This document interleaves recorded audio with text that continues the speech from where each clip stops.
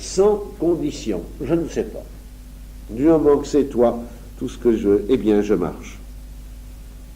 Le don de soi inconditionné de celui qui aime et qui fait confiance à l'aimer. Me voilà, prends-moi.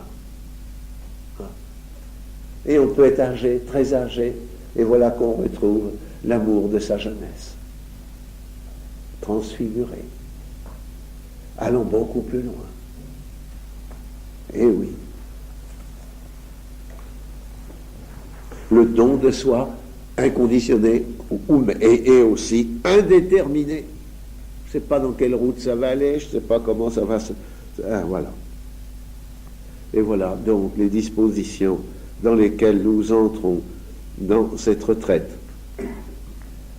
Et vous le devinez bien, cette attitude indéterminée, ne croyons pas que ce soit du vide. Non, c'est précis. Mais c'est impossible à traduire, voyez, dans ses réalisations. Je m'abandonne sans savoir ce qui va venir. Vous sentez bien là qu'est exprimé quelque chose de très très fort. Profitons donc de ces jours que le Seigneur Jésus nous donne pour entrer dans ce silence. Et mettons-nous vraiment sous la grâce. Il y a une action à faire, mais c'est de se mettre sous la grâce, dans l'emprise de la grâce, dans l'attente, dans l'écoute, paisible, même si je ne ressens rien. Du moment que je suis à l'écoute, c'est l'essentiel. Et multiplions les actes de foi et les actes d'abandon. Acte de foi. Et quelquefois, la parole peut aider beaucoup.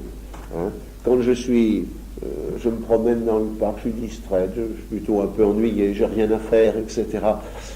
Alors, eh bien, je parle.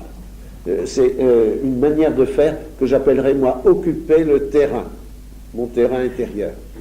Et je parle à mon Seigneur. Il est là. Tu vois, Seigneur, je me promène.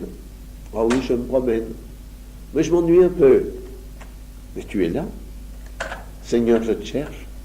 Seigneur, vous voyez, tout simplement, je parle avec mon Seigneur. Et quand je fais ça, sans en avoir l'air, je corresponds à la définition de l'oraison que donne Thérèse d'Avila. C'est ça l'oraison. C'est que l'oraison, c'est un dialogue avec celui dont on se sait aimer. C'est un dialogue avec celui dont on se sait aimer.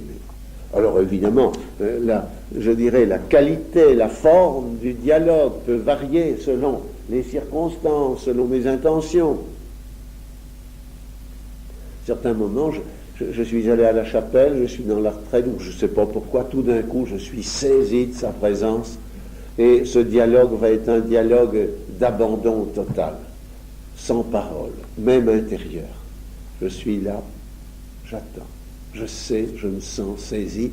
C'est un dialogue de silence, je dirais, ça, c'est un dialogue d'emprise amoureuse. Il y a des dialogues, quand les corps s'enlacent, qui sont plus parlants que des mots. Quand le Seigneur m'enlace de sa présence, ça va bien plus loin que l'enlacement des corps. Ça me prend dans la profondeur spirituelle, personnelle de tout mon être. Alors là, je ne peux plus rien dire. Il me serre trop fort. Mais c'est dans la joie. Et je sais, entre les bras de qui je me suis livré. Je n'ai rien à dire.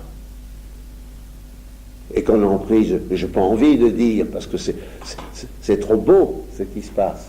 Et même quand l'emprise se resserre, nous dira une Thérèse d'Avila, alors là, je n'ai même plus conscience d'y être. C'est ça, notre Dieu. C'est un amoureux. Mais je suis dehors, je m'ennuie, le temps me semble long, qu'est-ce que je fais là? Alors je me mets